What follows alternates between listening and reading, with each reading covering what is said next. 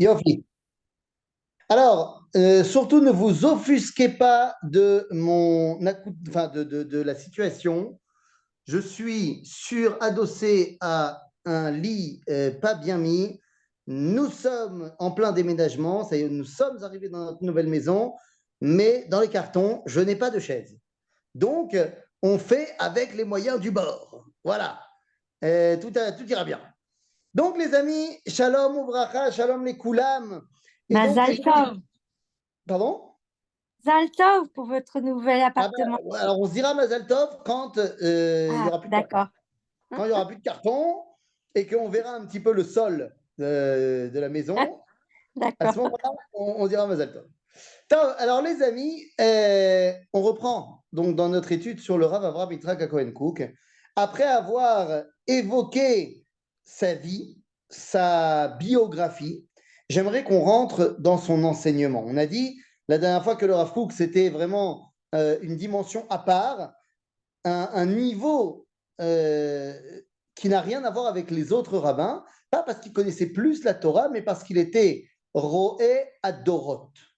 C'est-à-dire qu'il avait cette capacité eh bien, d'avoir une vision sur toutes les générations passées, présentes et surtout à venir. Et donc, j'aimerais qu'on fasse une petite review de sa Torah. Et pour cela, nous allons prendre des passages choisis. Alors évidemment, on ne pourra pas faire toute la Torah du Rav Kook en un cours, évidemment, mais prendre des passages choisis de la Torah du Rav Kook pour essayer de comprendre quelle est sa pensée. Et le premier texte que j'aimerais voir avec vous, eh bien, c'est le texte de son livre principal, à savoir le livre de Oroth. Alors, évidemment, tout ce que je vais dire, vous le savez déjà, parce que vous avez déjà étudié, mais ce qui va être différent, c'est justement la capacité d'avoir une vision globale. Donc, on ne va pas étudier des longs textes du Rav Kook, mais simplement des petits morceaux pour essayer de voir de quoi on parle. Et le premier d'entre eux, vous savez quoi? Je change mon programme. Le premier d'entre eux ne va pas être le livre Oroth, mais va être ses poèmes. Alors, ceux qui m'ont suivi ce matin l'ont déjà entendu ce matin, mais ça ne va pas nous faire de mal. Le Rav Kook a écrit des petits haïkus.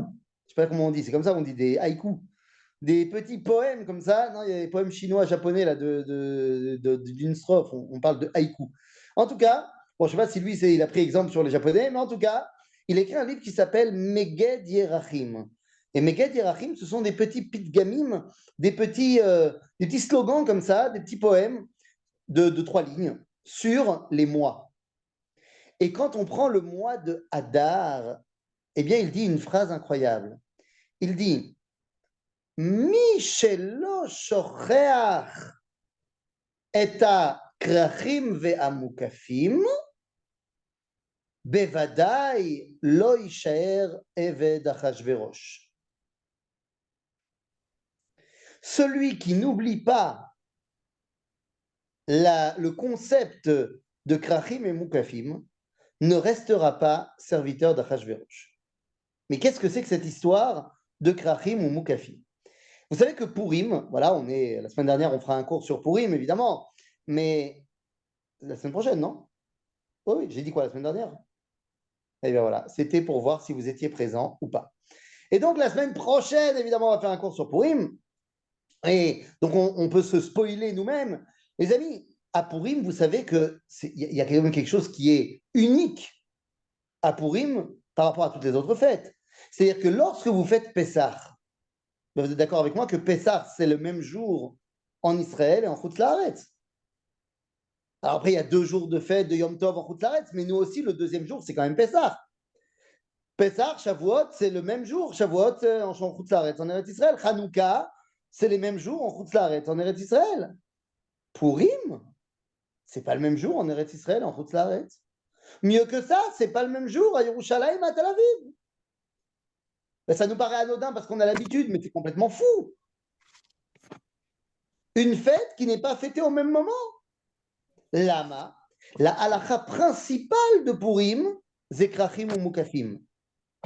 Vous allez me dire, non, le Mishté, Mishloach Manot. Non! La première halakha de Purim, c'est, attends, où tu es pour savoir quand c'est Purim. Parce que si tu es à Jérusalem et que dimanche prochain tu es bourré, tu n'as pas fait de mitzvah. Pas ce dimanche, un dimanche prochain. Mais si tu es à Tel Aviv et que tu es bourré dimanche, tu as fait une mitzvah. Bon, évidemment, c'était pas forcément à prendre au pied de la lettre. Vous m'aurez compris. Bekitsour, c'est très important de savoir où on est. Et là, c'est quoi cette halakha? Où est-ce que je vais faire Purim le 14 et le 15? Qu'est-ce qui est déterminant? Eh bien, si tu es dans une ville qui était entourée de murailles à l'époque de Yoshua bin Nun. Mais quel rapport Yoshua bin Nun et l'époque de Purim? Si bien que le Talmud va poser une question incroyable, il va dire, mais si tu habites à Shushan, tu fais Purim quand? A priori, le fait qu'on s'est battu aussi le 15 Adar, en fait, on ne s'est pas battu le 15 Adar, on s'est battu le 13, et à Shushan, on a demandé de se battre également le 14. Et donc, on a fait la fête le 15 à Shushan. Mais ça veut dire que la fête du 15 Adar, à l'origine, c'est que les gens de Shushan. Sauf qu'aujourd'hui, si tu habites à Shushan, tu fais le 14. Parce que ce qui détermine, c'est s'il y avait des murailles à l'époque de Yoshua bin Nun. Lama, nous dit le Rambam, eh bien, tout simplement pour donner du kavod à Eretz Israël. Parce qu'à l'époque de Purim, Eretz Israël était détruite. Et donc, nous, on veut montrer que ce qui est plus important pour nous, c'est les villes dans lesquelles il y avait une muraille à l'époque où on est rentré en Eretz Israël. Donc, l'époque de Yoshua bin Nun. En d'autres termes, ce qui va être important, c'est notre connexion avec la terre d'Israël et la souveraineté nationale. Ainsi donc, nous dit le Rav Kook, celui qui se rappelle de la halacha de Krachim ou Mukafim, c'est-à-dire que le 14, c'est pour ceux qui ne sont pas en rapport direct avec ce qui s'est passé en Eretz Israël, le 15, c'est pour le rapport avec Eretz Israël, alors ceux-là ne resteront pas serviteurs d'Achashverosh. Forcément, ils sortiront d'exil. Excusez-moi, Parce qu'ils c'est ne sont quoi pas animés par l'exil. pratim ou Pardon? mukatim? C'est quoi Pardon? ces deux mots? Ah, très bonne question. Oui, Qu'est-ce excusez-moi. que c'est Krachim ou Mukafim? Voilà Oui. une question qu'elle est bonne. Eh bien, littéralement, Krachim, ça veut dire euh, un village, et Ah, Mukafim, ça veut dire une ville entourée de murailles. Mais ah, attention, muraille, pas de Carcassonne. d'accord, La muraille de l'époque de Yoshua bin Nun. d'accord. Merci beaucoup. D'accord? Donc, si vous allez à Jérusalem, vous faites le 15. Si vous allez à Yéricho, vous faites le 15. Si vous allez à Hebron, vous faites le 15. Et ainsi Oui, de suite. D'accord? Donc ça, c'était le premier enseignement du Rav Kook. Celui qui est connecté à la réalité d'Eretz Israël, eh bien, forcément, il sortira d'exil. Alors, on va continuer avec, cette fois, le livre de Horod dans la partie Eretz Israël, où le Rav Kook nous dit dans le premier chapitre, c'est l'ouverture de son enseignement. Pardon? Non? Ok.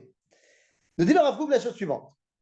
ארץ ישראל איננה דבר חיצוני, קניין חיצוני לאומה, רק בתוך האמצעי למטרה של ההתאגדות הכללית והחזקת קיומה החומרי או הרוחני. ארץ ישראל היא חטיבה עצמותית קשורה בקשר חיים עם האומה, חבוקה בסגולות פנימיות עם מציאותה. Alors là, incroyable, qu'est-ce qu'il nous dit le Rav Kook? La terre d'Israël n'est pas un acquis extérieur au peuple juif. Mais qu'est-ce que ça veut dire? Eretz Israël n'est pas un acquis extérieur au peuple juif. Et oui, vous savez que les peuples n'ont comme lien avec leur terre qu'un lien, j'allais dire, naturel. Comment les nations se sont-elles formées? Eh bien, il y avait des communautés humaines qui étaient au même endroit, qui avaient donc les mêmes défis agricoles, les mêmes défis n'importe quoi, géographiques, géologiques, au niveau de la température, au niveau des attaques des autres groupes. Donc, les peuples qui étaient au même endroit ensemble se sont mis ensemble pour créer une identité nationale. Et donc, le fait qu'ils étaient là où ils étaient a déterminé leur identité. Et c'est pourquoi, eh bien, les peuples ont comme relation avec leur terre une relation extérieure, une relation naturelle de parents à enfants. La terre sont les parents qui ont enfanté le peuple. Ainsi donc, le français appellera la France la mère patrie. Alors que le peuple juif est né en Égypte et il a choisi de venir en Eretz Israël. Il a choisi d'accepter l'appel de Dieu et de venir en Eretz Israël. Ainsi donc, le lien qui unit le peuple juif à la terre d'Israël est un lien, nous dit le Rav Kook, Chativa atzmutit kshura bekesher chayim. C'est-à-dire, c'est un lien de vie qui donne la vie. Un lien de vie qui donne la vie. Comme un lien de mari et femme. Ainsi donc, le prophète Oshéa dira Ve'artzi tibael, que nous allons avoir une intime. Ah bah oui. Bien sûr.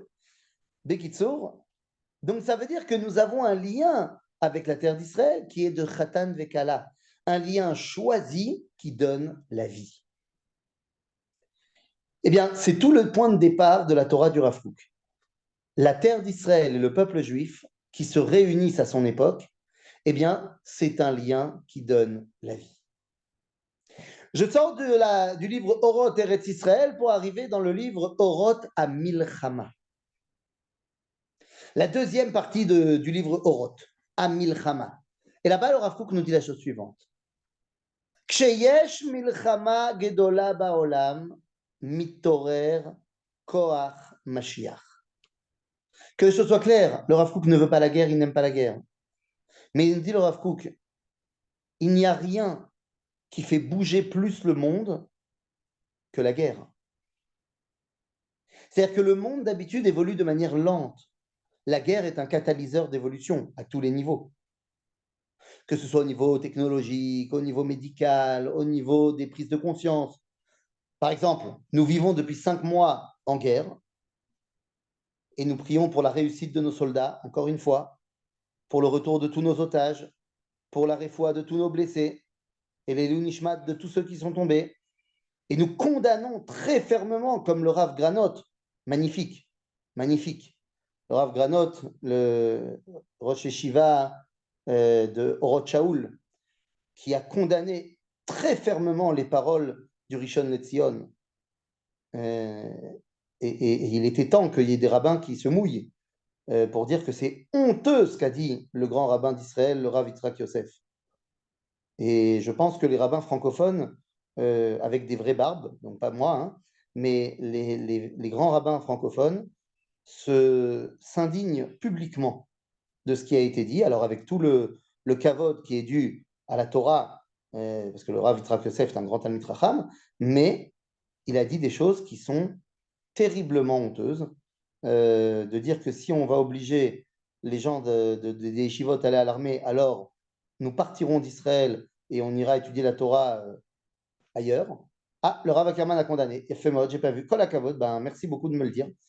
Voilà, il était temps, c'est très bien. Kol hakavod. Bekitsour, voilà. Donc nous prions pour la réussite de nos soldats.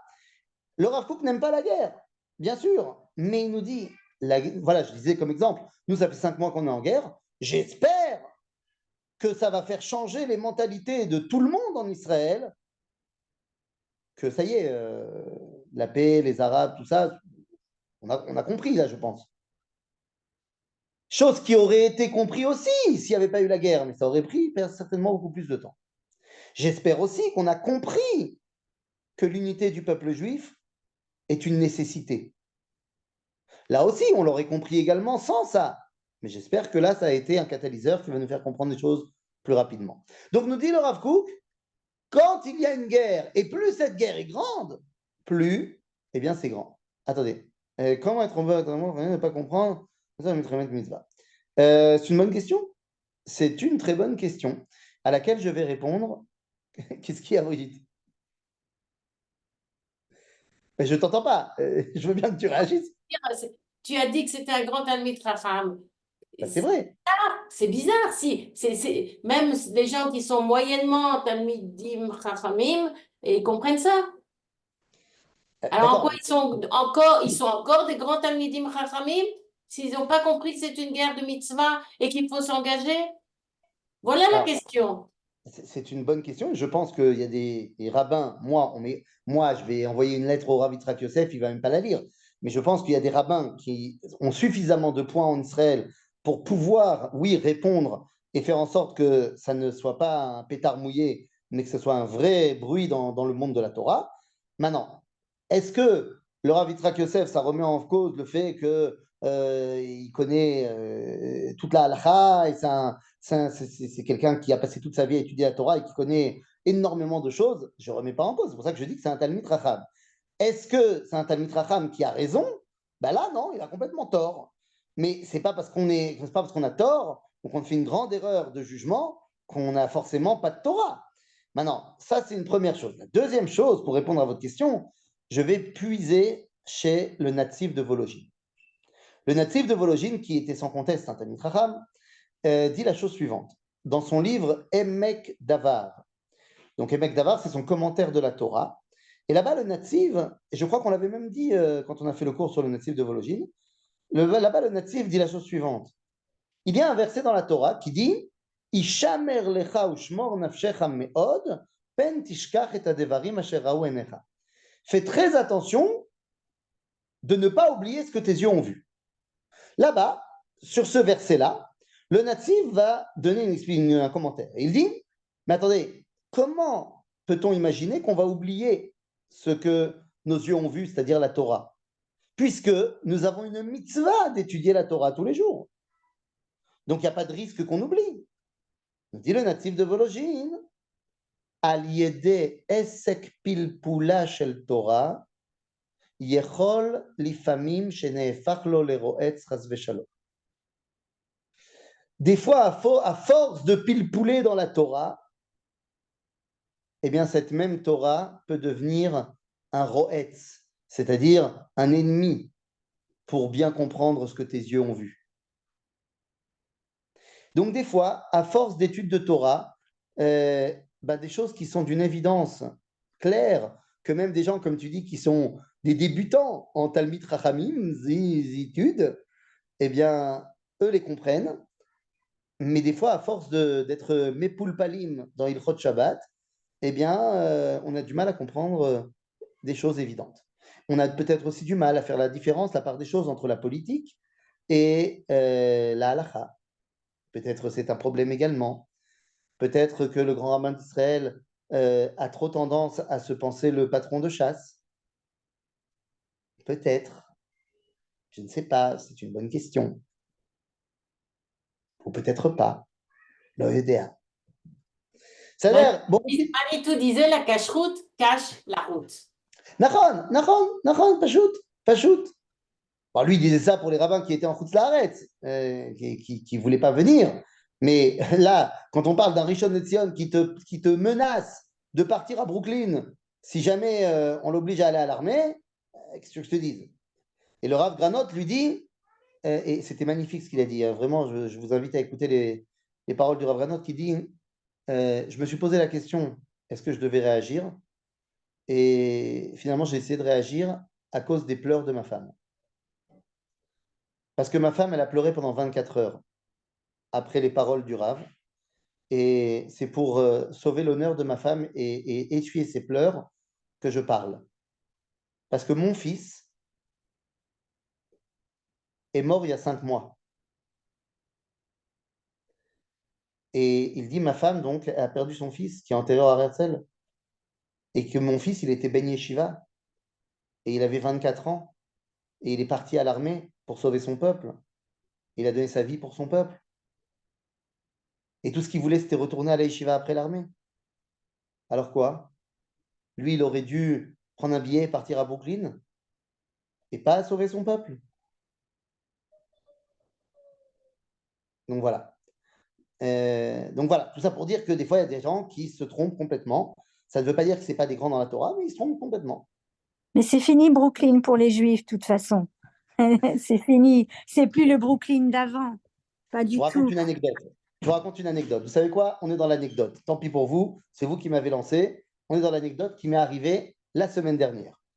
Donc la semaine dernière, je n'ai pas pu donner cours parce que j'étais avec 10 heures de décalage horaire par rapport à Israël.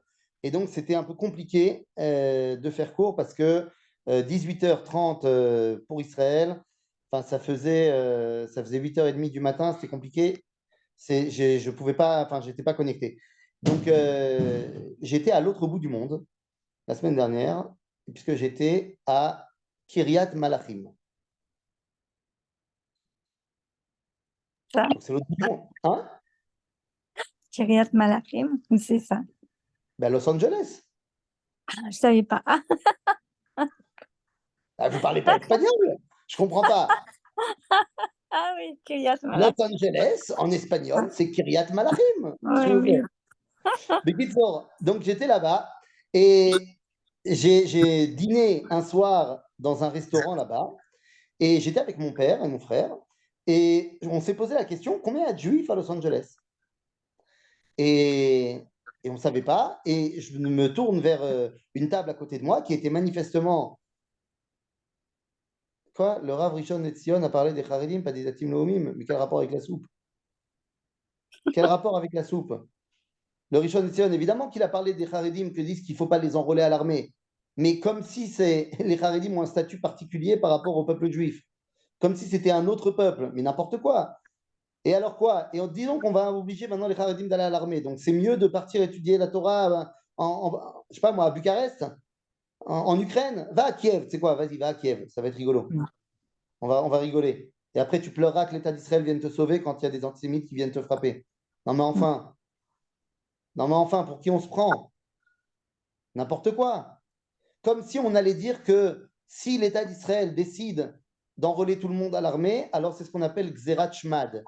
Xerat Shmad, c'est quand tu es en galoute et que le roi des Goyim, il oblige les Juifs à aller se battre pour lui. Ah, Et là, on dit non, on n'est pas prêt à le faire.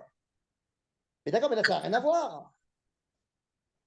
Et le Rav Granot, il répond au Rav Rishon LeZion, il dit tu es le Rishon LeZion, pas Rishon le Bagdad, pas Rishon le Brooklyn. Donc les Haredim ou pas Haredim, la halakha, elle est même pour tout le monde. Bekitsour.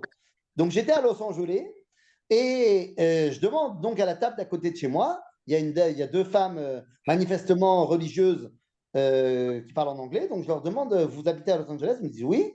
Je leur demande combien il y a de juifs à Los Angeles. Bon, elles me répondent. Elles ne sont pas d'accord, évidemment, les deux, parce que c'est deux juifs, donc elles ne sont pas d'accord. Et elles me répondent. Et elles me demandent d'où je viens. Je dis, je viens de Jérusalem. Et elle me dit, ah, voilà, c'est fantastique. Enfin, moi, nous, on voulait acheter un appartement à Jérusalem et tout ça, mais la guerre a commencé, et puis finalement, on a dit que c'est pas sûr d'acheter. Et puis, une fois qu'elle a dit ça, elle s'est mise à dire tous les problèmes qu'il y avait en Eretz Israël.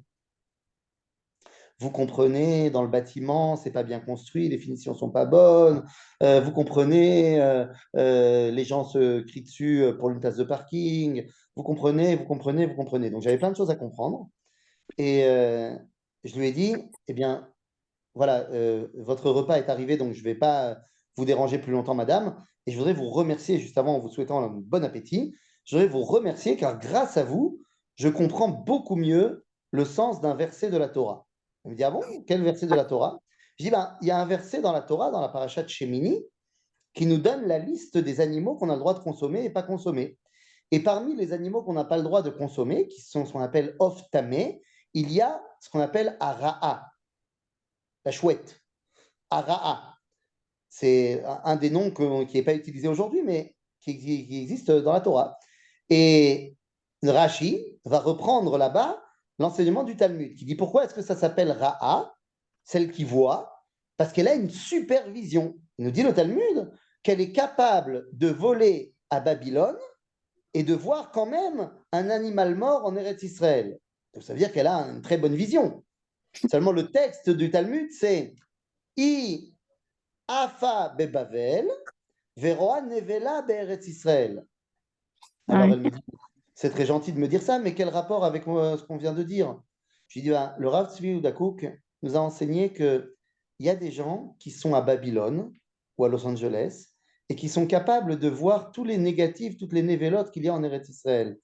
C'est bien, ils ont une très bonne vue, mais il faut se rappeler que c'est un off tamé. Ah, c'est beau ça. C'est un oiseau impur. Et je lui ai dit, en vous souhaitant la bonne appétit, bien sûr.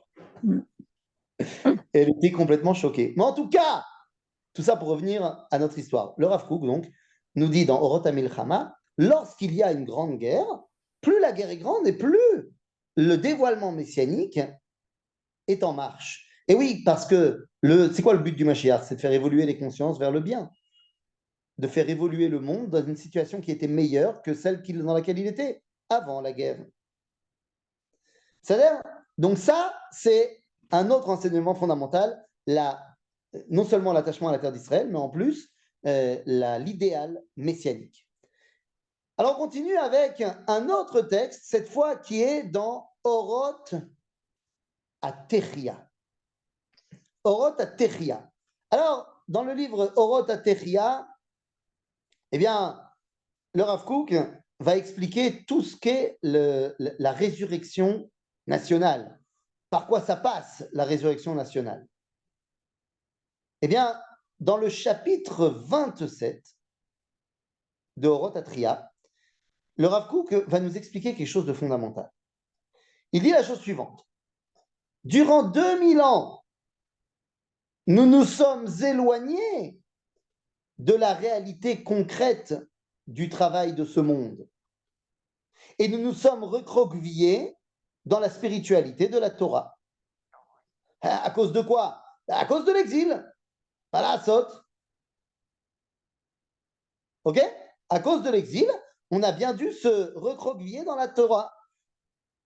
רק בזמן החורבן וקרוב לו שהחיל הישראלי נעתק מאדמתו, הוא צריך להכיר את תעודתו רק במעמדו הרוחני המופשט, ושרשה ביחידים הדרכה לפרישות מחיי שעה בשביל חיי עולם.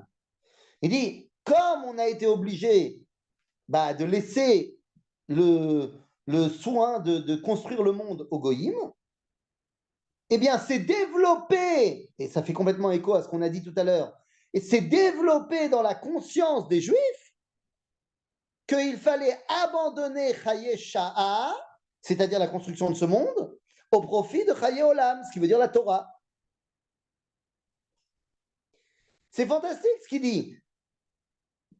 Quand tu es en France sous les croisés, ou que tu es, je ne sais pas moi, en Pologne sous Casimir le Grand, ou quand tu es en France sous Napoléon, l'homme chané, qui va construire les routes? C'est Napoléon, c'est l'État. Qui va construire les infrastructures? C'est les goïms. Donc moi, le juif, je me concentre sur mon judaïsme au niveau Torah, au centre du Beth Midrash. Oui, mais ça, c'est Bagalout, où je dis que Chaye Sha'a n'a pas d'importance et que je m'occupe que de Torah. Si bien qu'on va même inventer que l'idéal du judaïsme, c'est d'aller au kollel, de rester à la yeshiva et de ne pas aller à la guerre. Mais c'est complètement absurde, ce n'est pas le judaïsme. Nous dit le Rav Kook, Aval, Kacher Igia Tor Shel Binyan Haouma Be'arza, lorsque est revenu le moment de la reconstruction du peuple juif sur sa terre, והצורך המעשי של הסידורים המדיניים והחברתיים נעשה חלק מתוכנית הכלל, הרי הם גופי תורה. Vous dites le Rav Kook, lorsque, ça y est, on doit reconstruire notre identité nationale en Israël, eh bien, construire des routes. Qui c'est qui va le faire maintenant? C'est nous. Aval ze Torah. Les infrastructures, les institutions gouvernementales, c'est Torah. Et c'est ça qui est fondamental. De la même façon que tu ne peux pas dire je ne mets pas mes tefilines aujourd'hui parce que je suis en train d'étudier la Torah, parce que c'est mitzvah de mettre les tefilines. C'est gam mitzvah livnot et haaretz. Donc pour le Rav Kook, le fait de voir une opposition entre le monde de la Torah et le monde de l'action de ce monde, c'est le propre de l'exil. La Torah de la Géoula, la Torah d'Eretz Israël, est une Torah qui ne met pas en porte-à-faux l'étude et la construction de ce monde.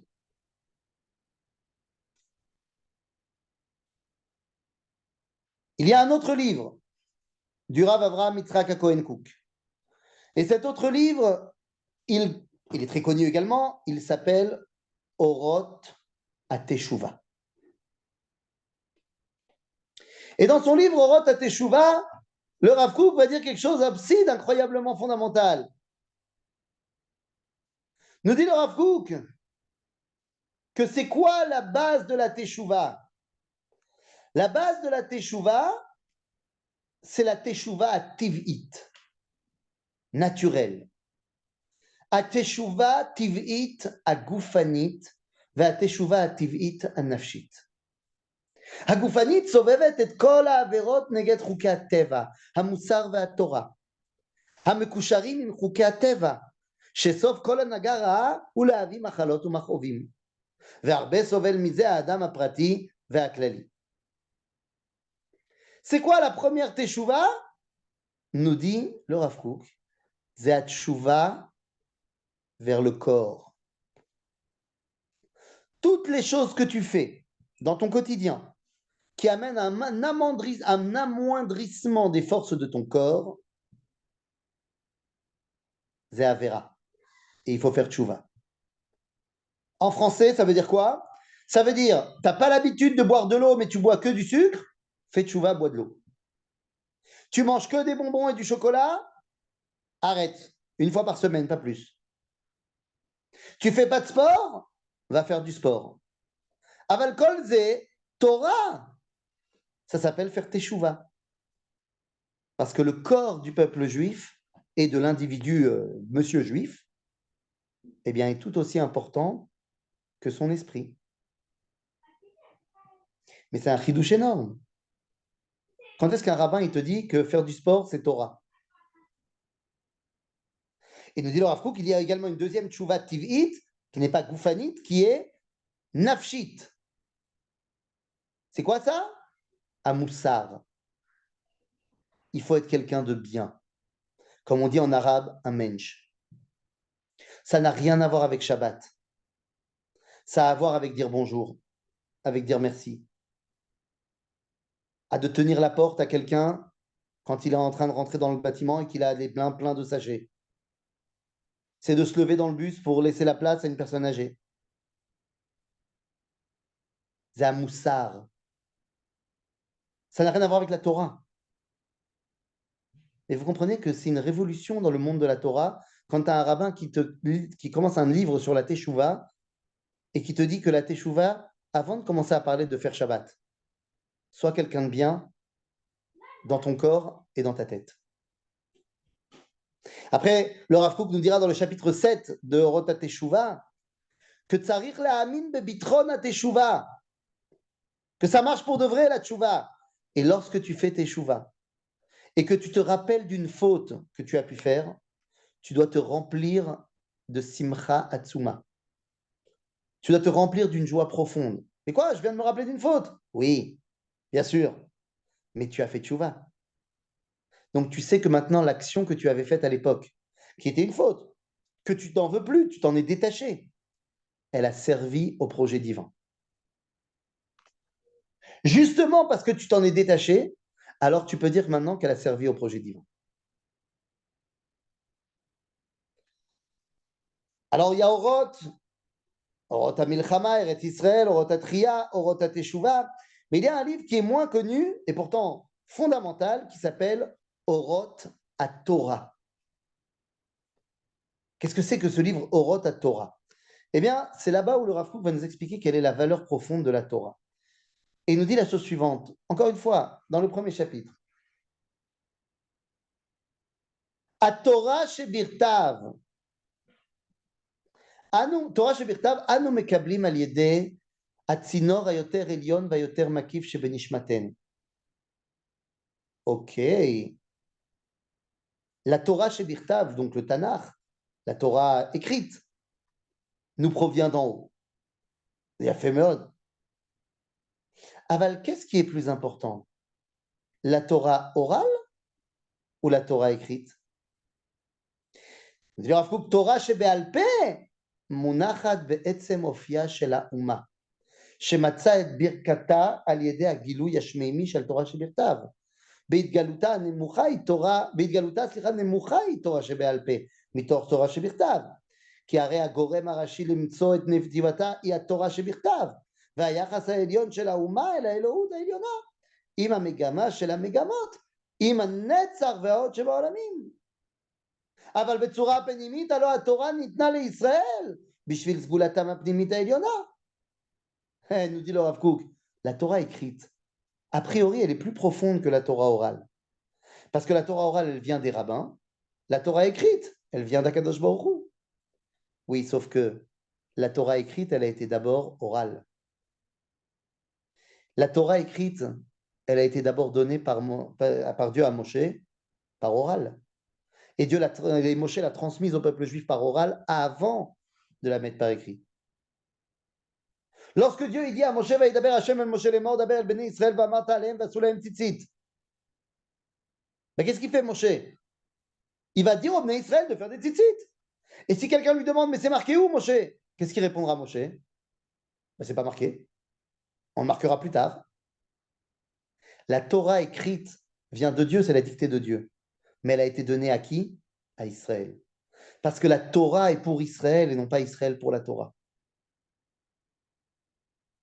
Quand on était au ZEI, on chantait une chanson que Manitou nous a apprise. Et on la chantait en canon.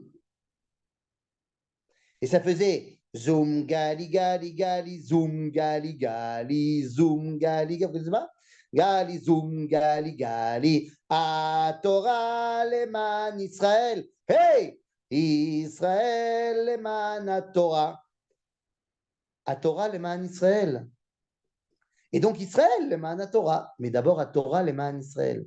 La Torah elle a été donnée au peuple juif. Et non pas, il y a eu un peuple juif parce qu'il y avait la Torah. Quand on regarde dans le Talmud, dans le traité de Yoma, et qu'on nous dit qu'il y a 7 choses qui ont précédé la création du monde, une de ces 7 choses, c'est la Torah. Mais la Talmud demande, mais qu'est-ce qui a précédé toute chose? C'est l'âme d'Israël. Donc nous dit le Rav Kook, la Torah orale qui provient du peuple juif précède la Torah écrite. Le Rav Kook a écrit un autre livre dans la série des Oroth.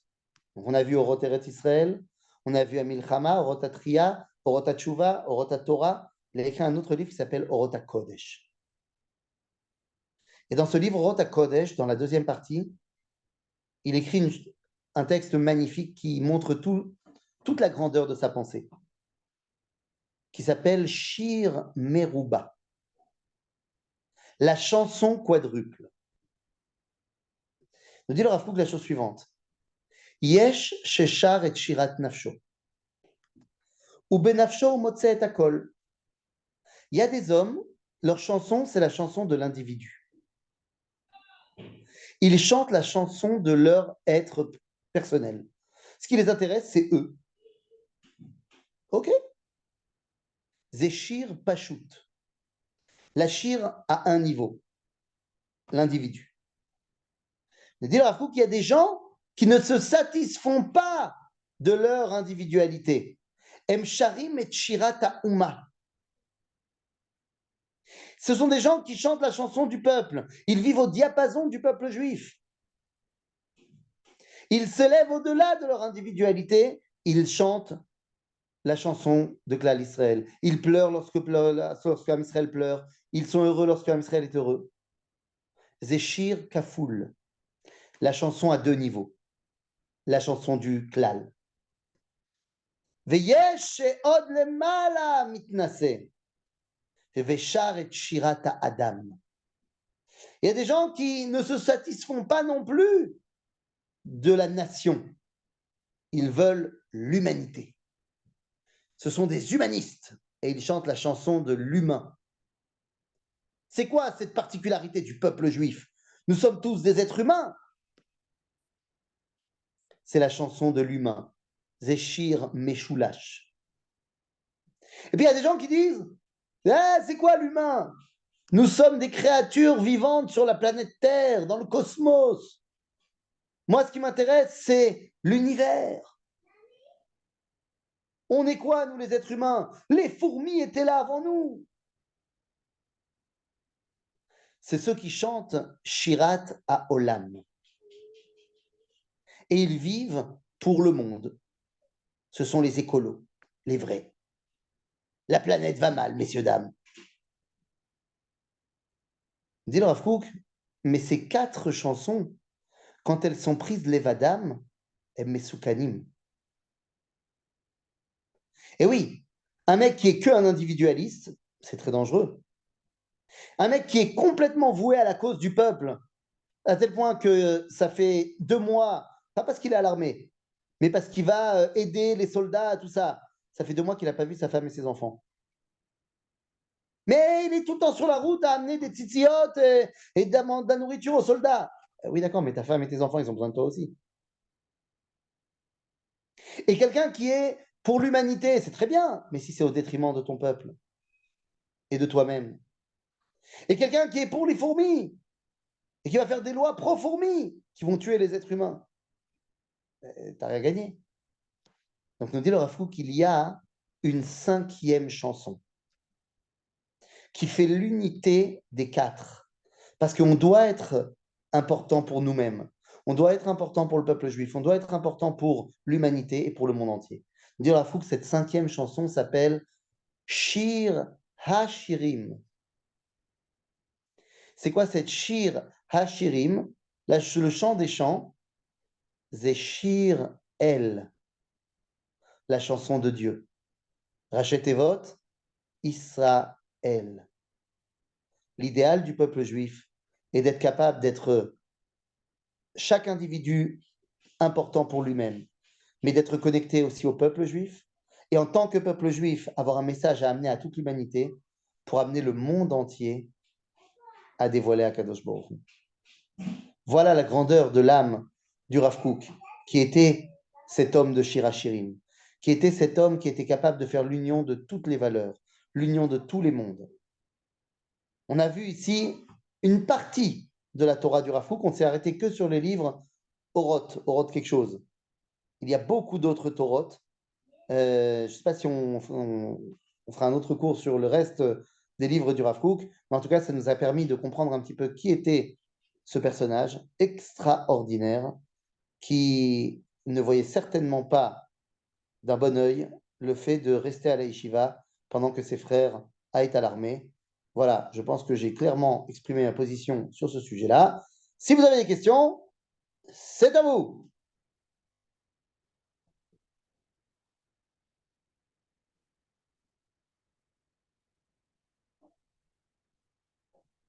Pas de questions?